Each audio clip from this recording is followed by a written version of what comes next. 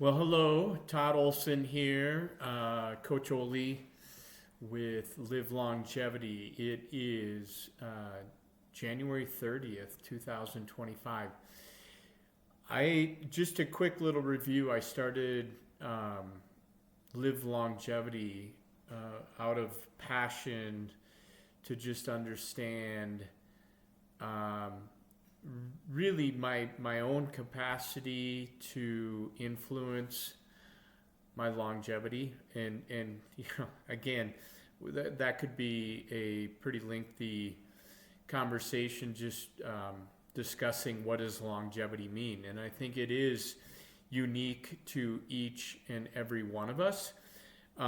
So I started my journey with trying to discover what how I could influence my longevity. It evolved into really what does longevity mean for me, and it's then evolved into a pursuit to help encourage others to ask similar questions of themselves. So at a very high level, I do believe that longevity for me is not only eye to the long range health objectives and lifespan, health span objectives, but also each day, how can I best influence my energy, my cognitive capacities for that day, my overall feeling of wellness and vitality, my overall feeling of happiness, fulfillment, and all of that to add up to my long range goals. But I really last year I started viewing a podcast, listening to a podcast by Simon Hill. He has a podcast, The Proof, but he also put out a longevity challenge last week. I looked at it, or last year, so 2024. I looked at it a little bit last year. I actually did purchase a couple of products last year in support of measurement. I'll show you that in a minute. And so Simon has the same challenge this year. I'm going to just kind of, at a very high level, go through it. Technically, I think he's kicking it off, February 1, so this Saturday, in a couple of days. But he also encourages everybody that this is just an evergreen project. So really, at your own pace. It is, a measurement that I'll show you, 12 weeks of intervention and then followed by measurement, to see what the influence of those interventions were. And again, Simon Hill does communicate that it doesn't have to be a 12-week, it could be a 12-month program. There is a community around the challenge. I've spent a little time in the community. It honestly doesn't look that active, but nonetheless, I'm going to show you the measurement. And again, longevity. I don't really believe that at any age, whether you're 20 or you're 50 or you're 70, that you need to ignore it for one of two reasons. A, that I'm too young and that this doesn't matter to me. I think the earlier you can influence, and again, not like wrapping your whole life and lifestyle around it, but the earlier you can influence, some of these metrics, some of your health, characteristics, the better. And again, it's not necessarily to just live as long as I can live. Then, second, if you're 50 or 70, I don't think it's fair to yourself to think, well, it's too late. I think you can always influence, your health outcomes, your longevity outcomes. And just on a note there, I have read several articles and listened to several, doctors that are influential in the space. I think a lot of research and science has shown that at most 30% of our genetics, so the genes that were given at birth, at most 30%, I've seen as low as 7%, that influence your overall longevity. Now, again, there are things that no matter what your inputs from a health perspective, there's accidents that can happen. I'm not claiming to be naive enough to dismiss that. So this, the other thing is, a scorecard around a longevity, and where you're at and, where your potential outcomes are. It's just that, but, treat it as, if nothing else, think of it as like a roadmap, or you're laying out your trip within Google Maps. Let's say your destination is, Yosemite National Park. I live here in Denver area of Colorado. I can't get to Yosemite, if that's my destination, if I don't know where I'm starting, right? If I don't have the address, my starting address, i.e. like my home address to put in here.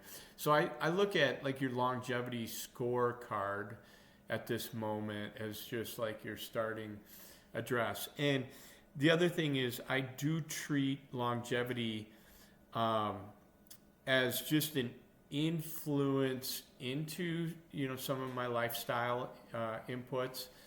I don't recommend, and I'm not trying to turn my life upside down to just in the effort of I want to live to 100, and that's not my objective. And in a different video, I've done a blog about this. I think for a lot of things, a lot of goals in life, right? You need to set a vision.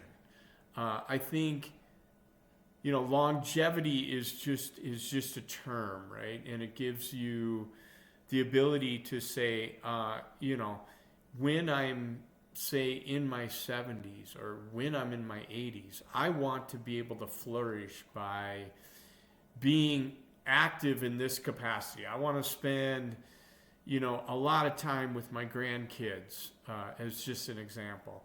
And I want to be able to get down on the floor with them. I want to be able to run around at the park with them. I want to be able to, play catch with them, ride bikes with them, whatever. So that's going to be your vision. I'm not going to talk about that here, but just trying to give you just some high-level motivation on why you might even want to calculate, where you're at with your longevity score. So here is the scorecard, if you will. I'm not going to fill it in today. I'm just going to kind of give you a little look at, what you'd be looking at. So obviously date tested, whether I'm male or female, and again, I'm not suggesting that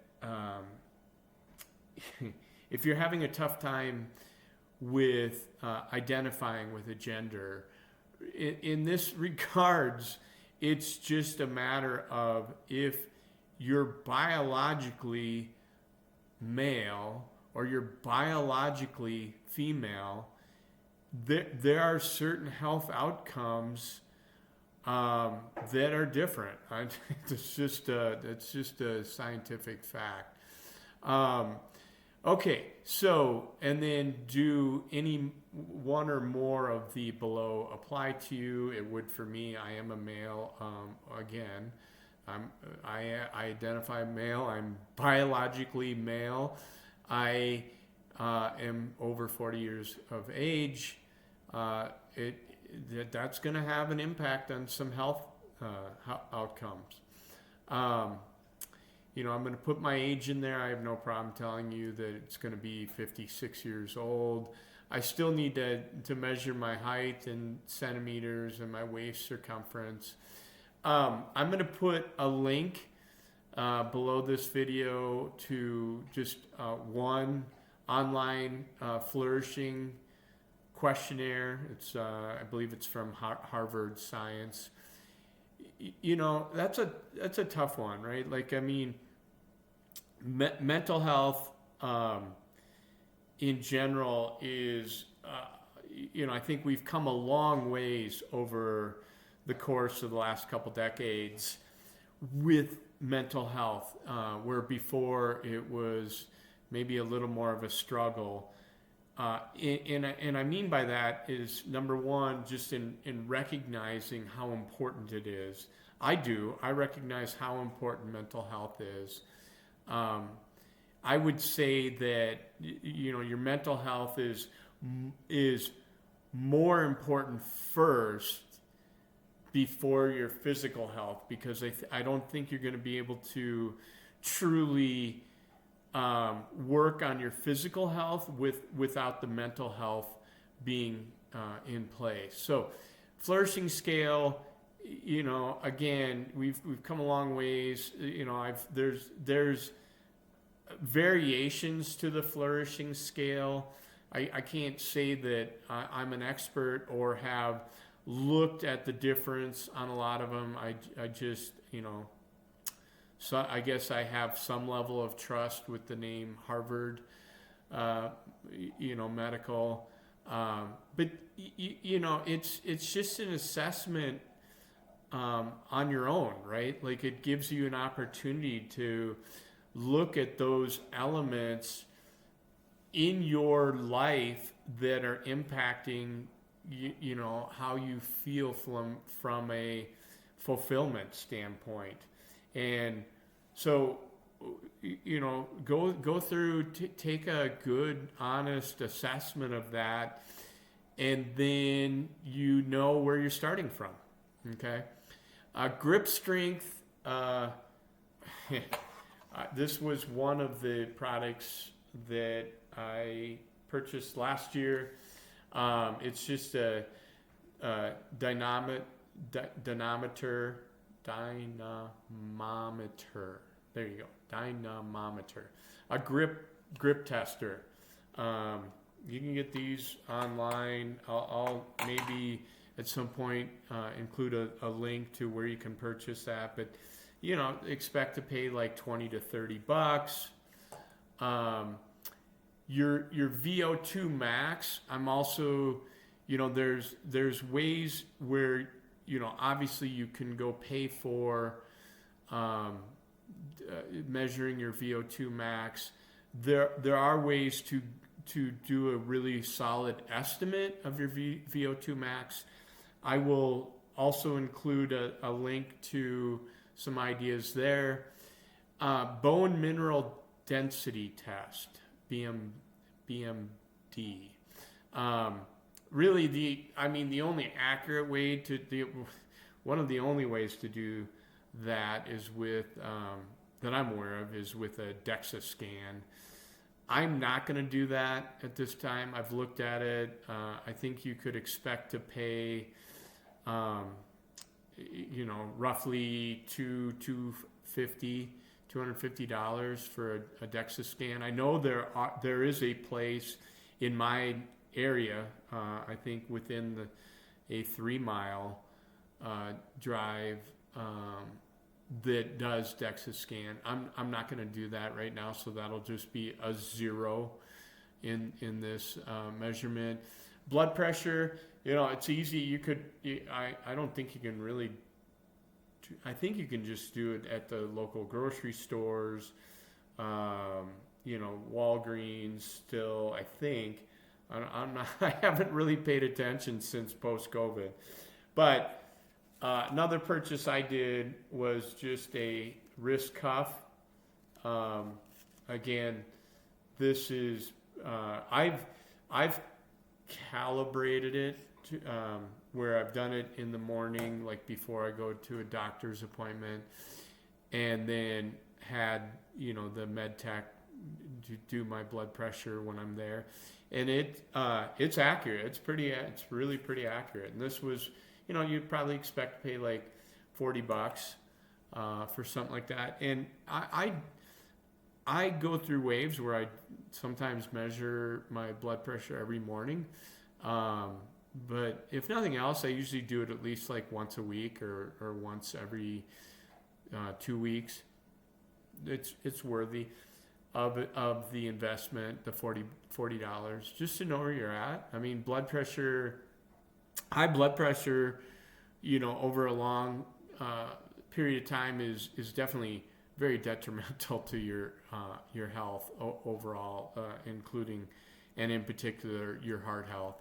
And then the last 4 on this, scorecard, if you will, are all blood tests. So your triglycerides, your fasting glucose, your HbA1c, your HbA1c. And if you don't know what that is, it's, I've done a fair amount of listening to podcasts. Simon Hill in particular is one. There's several others. I've done a fair amount of research. I've listened to a lot of books, but HbA1c is the measurement of your average blood sugar levels over like 120-day span, and that is roughly the span for your blood cells to turn over, is my understanding. So it's a good assessment of just kind of where your blood sugar levels are, better than your fasting glucose. So this is definitely a blood marker that is more on the up and coming, as well as the next one. So your ApoB, a lot of science now shows that this is a much more accurate, and ApoB is just a lipoprotein that is associated. It's a more accurate assessment of your low density and your ultra low density, so your LDLs, cholesterol in your blood, and that, again, I've tried to study this, some of the latest information behind cholesterols, lipoproteins. I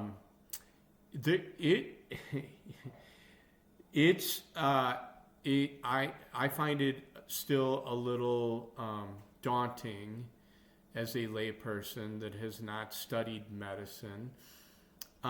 You have to, I think, find a medical professional to work with that, and it's tough, right? The medical industry is hurting a little bit right now. I think we all experience that. It's I don't want to go into that here in this video, but try your best to find a doctor, a medical professional that will work with you. But then you got to be proactive on your own. So, these latest two blood markers are relatively new. If you just go into blindly, you're like your primary care physician, there's a strong chance that they're still not measuring these markers within your blood work, and you should know, like what they are, and what they mean. So maybe in a later video. I just wanted to get this out here that I'm getting ready. I won't start this challenge February 1. My intention is to start it sometime next week. These measurements, I'm currently in between family care. We had to switch health insurance again, so I'm now in the process of trying to find a new primary care physician, but still, I was able to, for I think the total cost of my blood work, which I'm going to schedule for next week, but I already paid for it, just directly through LabCorp, was I think like $140 for these two. I mean, for blood work that includes these last two, HB, A1C, and ApoB in particular. I think there's some other metrics that will come out of that, but I'm willing to pay that over the $250 for the DEXA scan right now, and again, that's just a choice. I'm going to leave this video here for right now. This is enough. I hope everyone can benefit from asking some of these questions for themselves. I'm very hopeful that if I just continue to put out the message that it is within your control, it is within your agency. We'll have a video late. I'll have a video later at a later time on mindset, because I think having the right mindset is really important, and that's something that I've worked substantially on over the last couple of years. But we'll leave it here. Let's test. Let's go through this longevity challenge together. I'm very hopeful that maybe I can get a few people to do this with me. All for now. I'm going to sign off. Live your longevity, Coach Oli. Thank you.